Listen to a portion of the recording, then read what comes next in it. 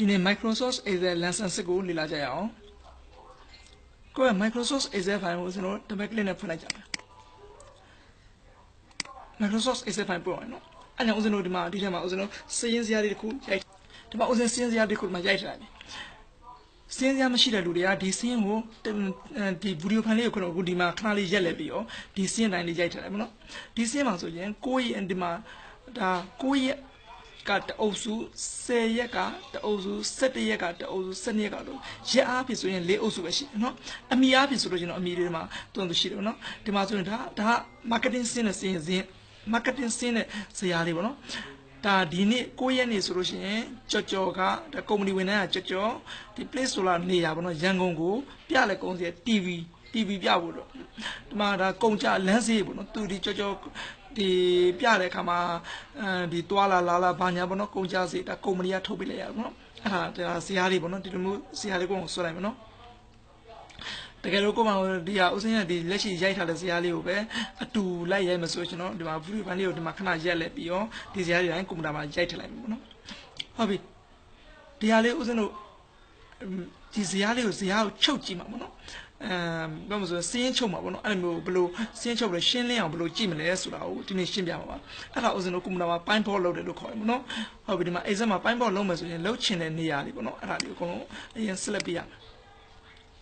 ဒါပိုင်းဖော့လုပ်မယ့်နေရာကို select အကုန် on select all ပေးလိုက်ပေါ့နော်ဒါပိုင်းဖော့လုပ်မယ့် area ကို select all ပေးပြီးတော့ဒီနောက်တစ်ခါဒီပိုင်းဖော့သွားဖို့ဒီမှာ file home insert ဟိုအပေါ်ဆုံးတန်းကိုကြည့်မယ်နော်အဲ့ဒီကနေပေါ့ဦးစင်းဒါအကုန် select ပေးပြီနော်ဒီမှာအကုန် select ပေးပြီး select ပေးပြီးကမှဒီဇာတ်ကိုလိုအရင်ဇာတ်လေးကို select ပေးပြီးကမှဒီအပေါ်သွားမှာနော်ဒီမှာ insert ဆိုတာကိုနှိပ်လိုက်မယ်နှိပ်လိုက်တဲ့အခါမှာဒီအစွန်ဆုံး work လေးမှာကြည့်မယ်နော်ဒီမှာတွေ့ပြီဒီလိုလည်းဒါပိုင်းပေါ် tablet ဆိုတာဒီမှာစင်းချုပ်တာပေါ့နော်အဲ့ဒါဟုတ်ပြီဒီနှစ်ကွက်ကလေးပေါ့နော်ဒီမှာတည်းကဒီအစွန်ကွက်ကလေးကိုနှိပ်လိုက်မယ်နော်ဒီမှာဆိုရင် tablet ပေါ်လာ create ပိုင်းပေါ် tablet ဆိုပြီးပေါ်လာပိုင်းပေါ်သူအဲ့မှာじゃဒီအပေါ်ဟာသူ့မှာသူဒီမှာရွေးပေးပြီလားအပေါ်ဟာကိုထပ်ပြီးတော့ဘာမှမပြေမှာနဲ့အောက်ကဟာကိုစပြင်မယ်အောက်မှာဘာဆိုတော့ဒီမှာဆို new worksheet ဆိုတာဘာလို့ဆိုတော့လဲဆိုဒီမှာ worksheet မှာအောက်ရှူကြီးမယ်နော်1 2 3 sheet 1 sheet 2 sheet 3ပေါ်နေတယ်เนาะဒါကြောင့် new worksheet ဆိုတော့ sheet 4ဆိုလိုက်ပြီးတော့ဒီတစ်ရှည်မှာတော့ sheet 1 sheet မှာ sheet 4ဆိုအတစ်နောက်တစ်ခုထပ်တိုးလာတယ်အဲ့မှာ तू ကစရင်တီးနှံချုပ်ပြတယ်ဒီမှာကျတော့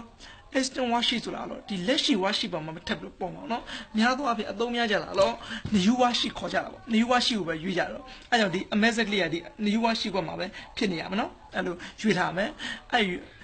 ဒီမှာ new worksheet မှာရွေးပြီးပြီဆိုကမှ okay ကိုနှိပ်လိုက်ဟုတ်ပြီဒီမှာအောက်မှာကြည့်မယ်နော်ဒီအောက် sheet ကိုကြည့်အောင်ဒီမှာဆို sheet 4ဆိုတာဒီမှာ sheet 1 sheet မှာ sheet 4ဆိုအတိထက်ပေါ်လာနော်ဟုတ်ပြီအဲ့မှာ sheet 4ကsheet 4မှာဘာမှအကွက်ထဲမှာမပေါ်နော်ဒီမှာပေါ်နေဒါကပိုင်းပေါ် tablet ပေါ့နော်ပိုင်းပေါ် tablet ထဲမှာကျတော့မှာဘာလေးပေါ်နေလဲဆိုဒီမှာ date က name ရယ် place က code က expand အဲ့ဒါဒီမှာဒီဟာပေါ့ပထမဒီမှာဥစဉ်တော့မှာလဲ date name place code expand ဒီမှာဆိုရင်လည်း5ခုရှိတယ်နော်အဲ့5ခုရှိတော့ဒီမှာလဲ5ခုအကွက်ပေါ့နော်ဟုတ်ပြီအဲ့ဒီဥစဉ် date တွေကိုတူရအောက်စုပေါင်းမှာဆို date ခွက်လေးကိုအမှန်လေးချစ်ပလိုက်မယ်အဲ့မှာဒီမှာ date တွေက9ရက်က10ရက်က17ရက်က12ရက်ကပဲရှိတယ်သူကတူရကိုချုပ်ပေးတာဒါစင်းချုပ်တာပေါ့နော်ဟုတ်ပြီအဲ့သူကဒီ၄အုပ်စုပဲရှိတယ်ဆိုတော့မှပြပြီနောက်တစ်ခါအဲ့ဒီနေ့တွေမှာ9ရက်နေ့မှာကုမ္ပဏီကဘလောက်ငွေတွေထွက်သွားတယ်ဘလောက်ငွေတွေကုန်သွားတယ်အဲ့ဒီရက်တွေနဲ့ငွေတွေနဲ့ကိုတွက်ကြည့်ကြတယ်ပေါ့နော်ဒါ9ရက်နေ့မှာငွေဘလောက်ကုန်လဲ10ရက်နေ့မှာငွေဘလောက်ကုန်လဲ17ရက်နေ့မှာငွေဘလောက်ဒီလိုရက်တွေနဲ့ငွေတွေကိုတွက်ကြည့်ကြလို့ရှိရင်အရင်တော့ဒီမှာ date ကိုနှိပ်ပြီး date တော့ဒီမှာရက်တွေပေါ်နေပြီငွေကိုတွက်ကြည့်ဖို့အတွက်ဒီမှာငွေဆိုတော့ဒီမှာ expense ကကုန်ကျငွေပေါ့နော်တွက်လိုက်လို့ရှိရင်ဒီမှာ date နဲ့ငွေနဲ့ဒီမှာတွက်ပေါ်နေနော် sum of expenses ဆိုတာဒီငွေတွေကုန်ကျငွေတွေအကုန်လုံးပေါင်းပေးတာဒီ9ရက်နေ့မှာအကုန်လုံးပေါင်းတဲ့ငွေကိုပြောတာဒီမှာကြည့်အောင်ရှူဝမ်းပြန်နေတယ်နော်အောက်ဘက်ကနေတော့လော်ရတာဒီ9ရက်နေ့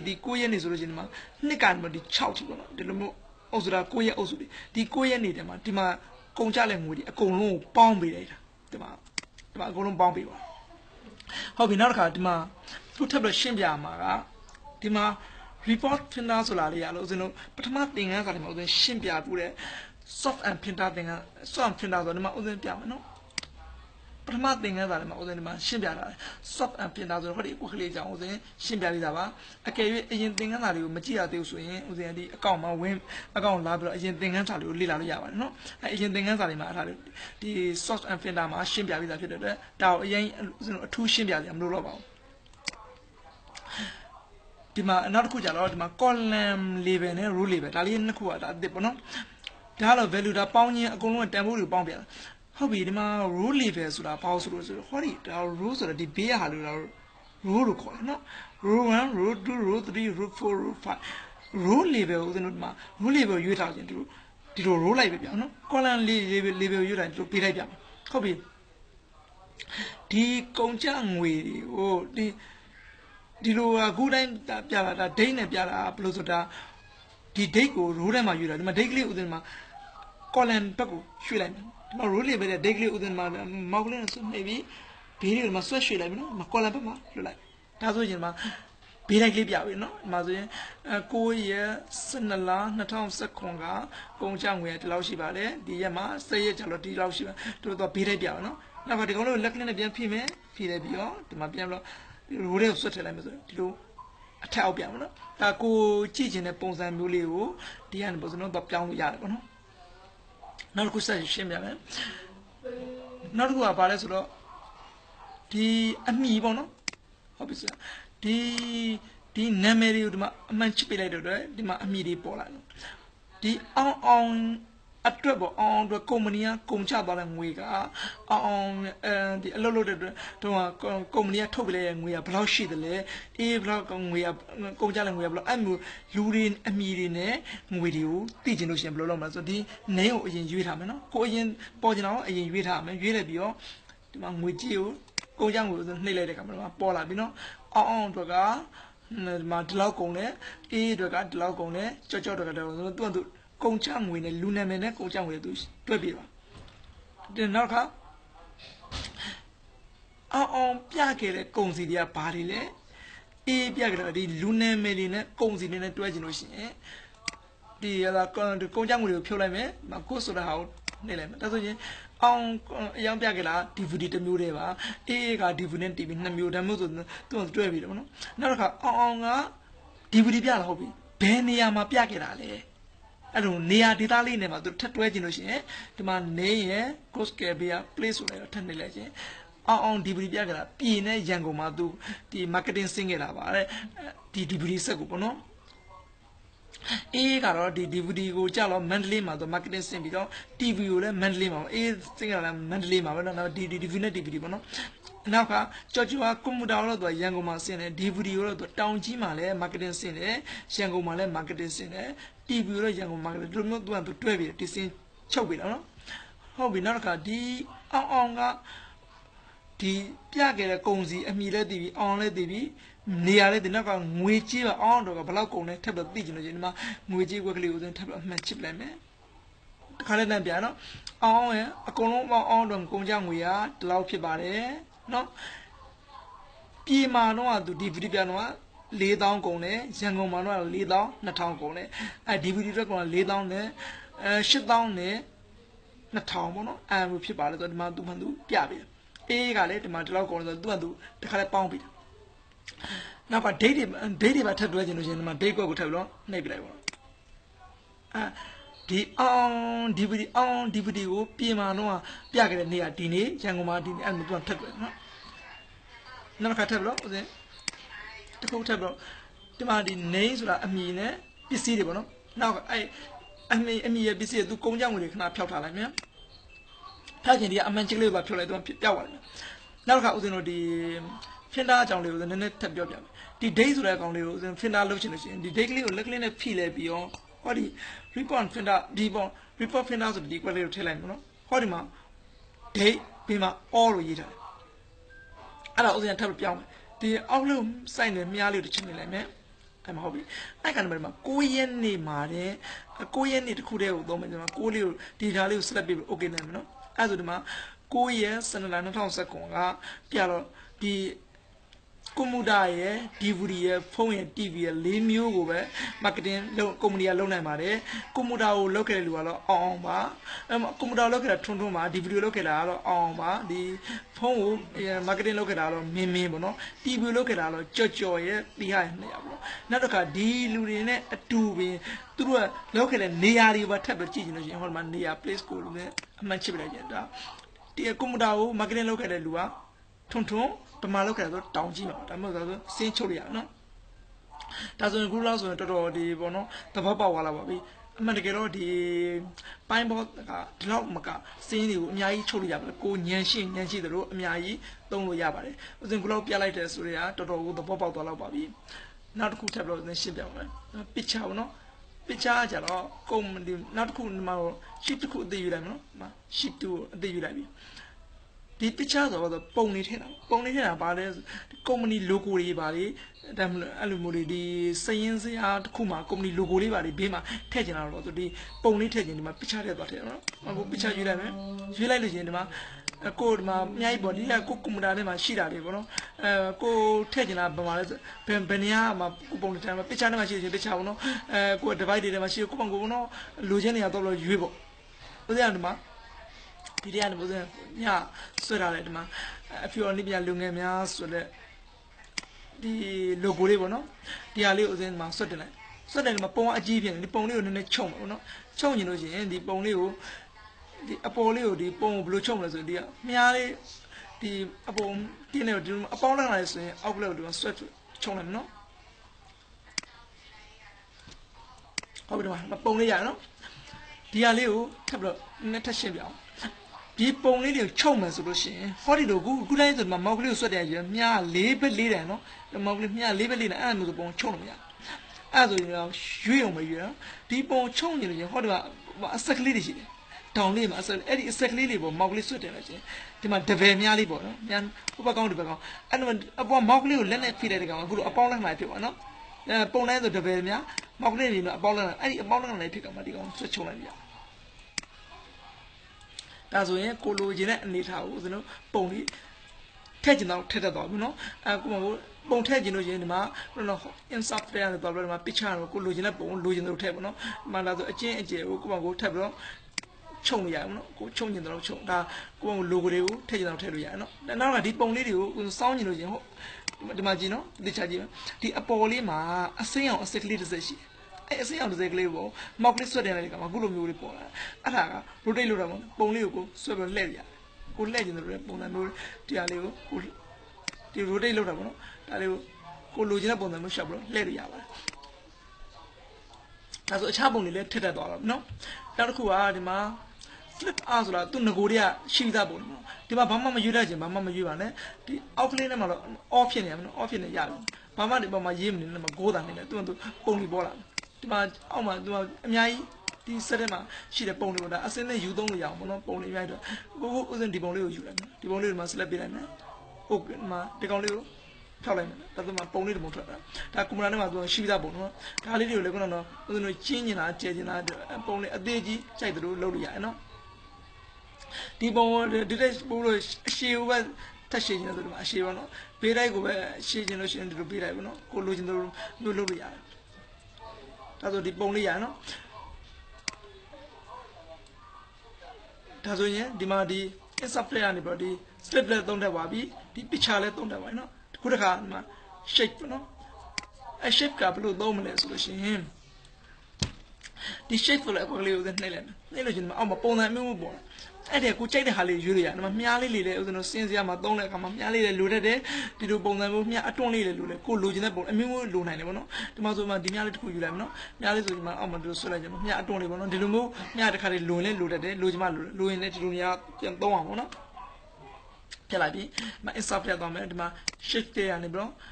The girl was so I'm only Lugin, so I'm only Julio, my. The answer is so I am a wine. People can ship for canopy on Solid, so I want no. How we go to Petty, the champion in my deliver, no? Pilam Piawa.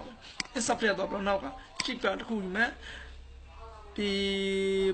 cool liver, no? The cool you have a widow, no? So I know. The Jama was no a median remedy, Chesari area. The Ayarian. On the side, no?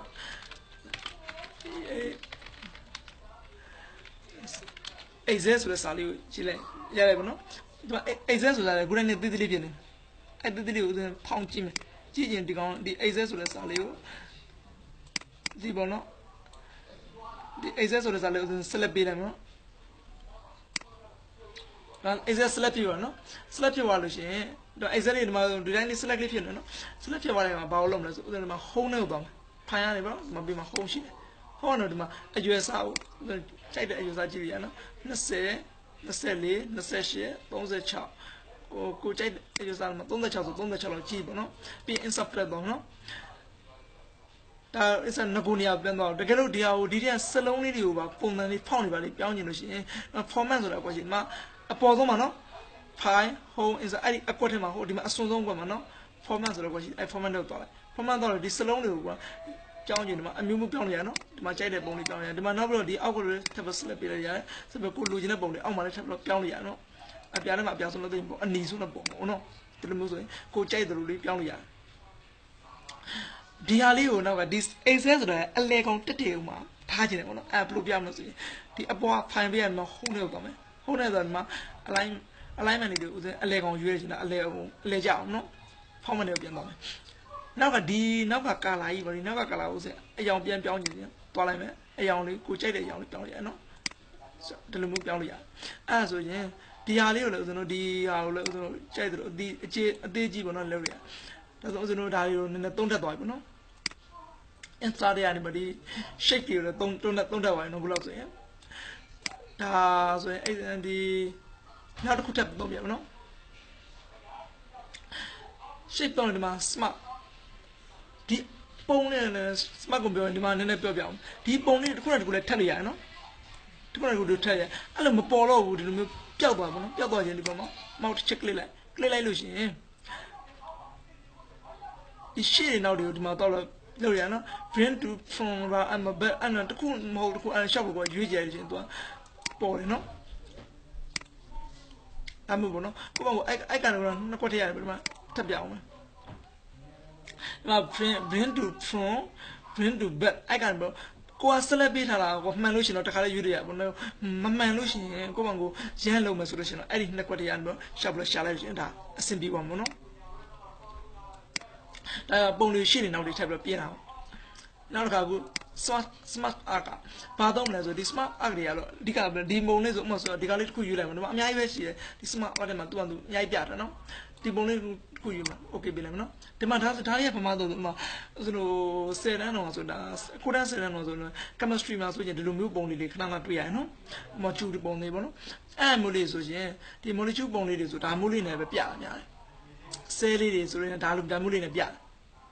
်ဒီလိုဟာမျိုးတွေသုံးမှာဆိုဒီကနေမလာပြီးတော့လောက်ရတယ်နော်ဒါတွေကိုချက်အယောင်လေးလည်းကြိုက်တယ်လို့ပြောင်းလို့ရတယ်ဟုတ်ပြီဒီအထက်မှာစလုံးလေးတွေကိုလည်းကိုကြိုက်တဲ့စလုံးပေါ့နော်ဒီဟာလေးတွေမှာ test လုပ်နေရမှာကိုကြိုက်တဲ့နေရာကိုရေးလို့ရတယ် A ပေါ့နော်အဲဒီမှာဆို A လို့ရေးမယ်ဒါလို့ဒီအောက်ကဟာကိုဥစဉ်ထပ်ပြီးပြောင်းပေါ့နော်ဒါဆိုရင်ဥစဉ် B လို့ရေးမယ်ပေါ့နော်B ဒါကိုယ့်ဘက်ကိုဒီမှာ test ဆိုတာဟာလေအများကြီးဥစဉ်လို့ရေးလို့ရတယ်ဒီဟာလေးတွေလည်းဥစဉ်တို့ဒါအယောင်မျိုးဒီမှာချင်းလို့ရအောင်နော်ကိုလိုချင်တယ်လို့အယောင်မျိုးရောင်စုံနဲ့ချင်းလို့ရတယ်တမျိုးလည်းဒီမှာလည်းဆိုချင်လဲဒီပုံတော့ဘလူးဖောင်းချအဲ့မျိုးကိုယ့်ဘက်ကိုဒီမှာစိတ်ကြိုက်ပြင်လို့ရဒီကနေထပ်ပြီးတော့လည်းပြင်လို့ရအခြားပုံစံမျိုးလေးဥစဉ်တို့ပြောင်းလို့ရနော်ဒါဒီကတော့တကယ်လို့မလိုချင်ဘူးဆိုလို့ချင်းဒီအပေါ်မှာအကုန်ဆက်လက်ပေးထားတဲ့အချိန်မှာအကုန်လုံး delete နှိပ်လိုက်ပေါ့နော်အကုန်ပြတ်သွားတယ်နောက်က insert ထည့်သွားမယ်ဒီ smart ပတ်ထဲမှာထည့်ယူမယ်နောက်တစ်ခုထပ်ပြအောင်နော်နောက်တစ်ခုထည့်ယူပြမယ်နောက်တစ်ခုကဘာပုံလေးယူပြမလဲဆိုလို့ရှိရင်ဒီအောက်မှာသူကရွေးစရာအများကြီးမှာရှိတယ်နော်ဒီဆိုတော့ဒါတစ်ခုရွေးပါရွေးလို့ဒီမှာ okay လိုက်မနော်ဒါပေမဲ့ဒီအောက်ကတော့မြားလေးကဒီဘက်ကိုသွားတာပုံစံမျိုးဒီဟာလေးကိုကိုထပ်မရွှေ့ကျင်လို့ရှိရင်ရွှေ့ရရနော်ဒါလေးကိုရွှေ့ကျင်လို့ရှိရင်ဒီဟာလေးကိုဒီလိုမျိုးရွှေ့ပြီးတော့သူမြားလေးကဒီပုံလေးတွေရွှေ့ရနေမှာပဲဒီမြားလေးတွေလိုက်ပြီးတော့ရွေ့ပြီးတယ်နော်ဒါကိုအသုံးလို့ရှိရင်အသုံးလို့တော့ဒါလေးကအများကြီးသုံးလို့ရပါတယ်ဒါဆိုရင်ဒီ insert ကနေပြီးတော့ဒီမှာအများကြီးသုံးတတ်သွားပြီပေါ့နော်အဲဆိုရင်ဒီ smart အားလည်းသုံးတယ်ဒါကတော့ screenshot ရိုက်တာပေါ့နော် screenshot ရိုက်တာဘာမှမထူးဆန်းပါဘူးဟိုဦးဇင်းတို့ရိုက်နေကြတိုင်းလည်းရိုက်လို့ရပါတယ်ဟိုလိုတကယ်လို့မရိုက်တတ်လို့ရှိရင်လည်းဦးဇင်း အကောင့်ထဲမှာအရင်တင်ပေးထားတယ်ရှိတယ်အဲ့ဒါဒီဦးစင်းကဒီ Facebook အကောင့်နော်ဒီအကောင့်ထဲမှာဝင်ပြီးတော့ကြည့်လို့ရပါတယ်အရင်ဦးစင်းကွန်ပျူတာနဲ့ screenshot ရိုက်နည်းတွေအကြောင်းဦးစင်းအများကြီးတခြားရှင်းပြထားတယ်ရှိပါအဲ့ကနေပြန်ပြီးတော့လေ့လာလို့ရပါတယ်နော်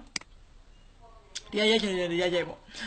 နောက်တစ်ခါဒီပုံလေးတွေကိုနောက်တစ်ခုရှင်းပြချင်တာဒီပုံလေးတွေကိုညင်ညင်ညံထပ်မှာပေါ့နော်ဒီဆိုတော့ဒီ Excel ဆိုတဲ့ဒီပုံလေးရယ်နော်ဒီ Excel ဆိုတဲ့ပုံလေးရယ်ဟိုဒီလူပုံလေးရယ်အဲ့လိုမျိုးညင်ညံထပ်ပါအောင်ဒီထဲမှာထပ်ပဲနဲ့တညီတညာတဲ့အလေကြကြထပ်မယ်ဆိုဘယ်လိုထပ်မလဲဆိုတော့ပြောပြအောင်နော်အဲ့ဒီလိုလောဆိုဒီကိုထက်ချင်တဲ့ပုံလေးကိုဒီမှာ select ပေးတာမနော်ကိုလောဆိုမှာ Excel ကို select ပေးတာနော်ဆိုတော့ဒီဟာကိုဒီလိုနော်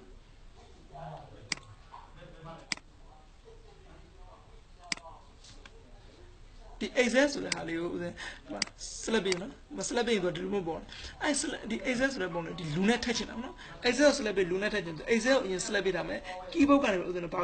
နဲ့ရမလဲ control key ကိုနှိပ်မယ်နော် control key ကိုနှိပ်ပြီးတော့လူကိုထပ်ပြီးနှိပ်လိုက်မယ်ဒါဆိုရင်နှစ်ခုစလုံး select ဖြစ်တယ်နော်အကယ်၍ control ကိုမနှိပ်ဘဲနဲ့ဆိုဒီမှာ Excel ကိုနှိပ်တယ်လူသွားနေတယ်ဒီမှာလူနော်ဒီလူကိုသွားနှိပ်လို့ရှိရင်သူကတခုပဲသူကပြတယ်ဒီမှာလူက Excel ကိုနေတာမယ်လူသွားနေချင်း Excel select ကပြောက်သွားမယ်နောက်က Excel ပြန်နေလူက select ကပြောက်အဲ့နှစ်ခုစလုံးတစ်ခါလဲ select ပြီးချင်း keyboard က control ကိုတွဲနေတာ control နှိပ်ပြီးမှနောက်တစ်ခု select ပြီးလာမဖြုတ်အောင်နော်အဲ့မှာဒီဟာလေးနှစ်ခုဦးဇင်းတို့အလိုလျောက်ထပ်မှာပေါ့နော်ဘယ်လိုထပ်မလဲဆိုလို့ရှိရင်